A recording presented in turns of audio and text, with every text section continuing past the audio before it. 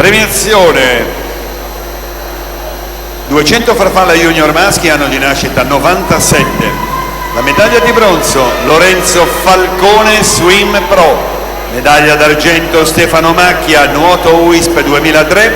Medaglia d'oro Filippo Costi, Swim Pro.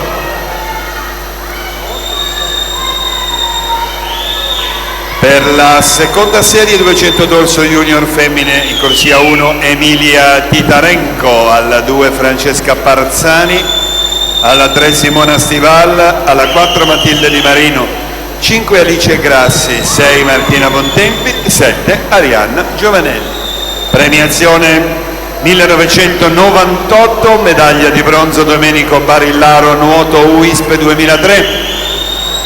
Medaglia d'argento Luca Bovolenta, Gessi Sport. Medaglia d'oro Lorenzo Bormanieri, GAM Team.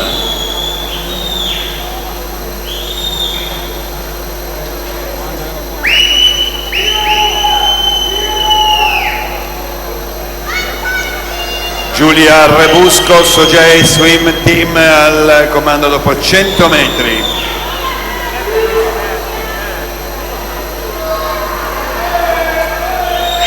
E prepariamoci all'ultima premiazione di questa tranche.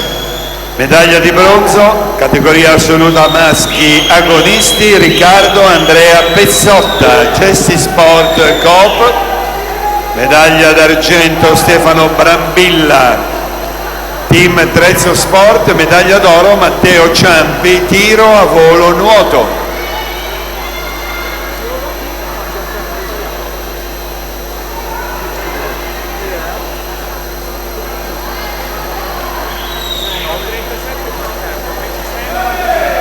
Si va alla conclusione con Valentina Mapelli in corsia 5, Giulia Rebusco in corsia 4, Anishta Teluk in corsia 6. Ed è Giulia Rebusco che chiude in 2:18 e 50. 2:22,92 Valentina Mapelli, 2:23,12 Anishta Teluk.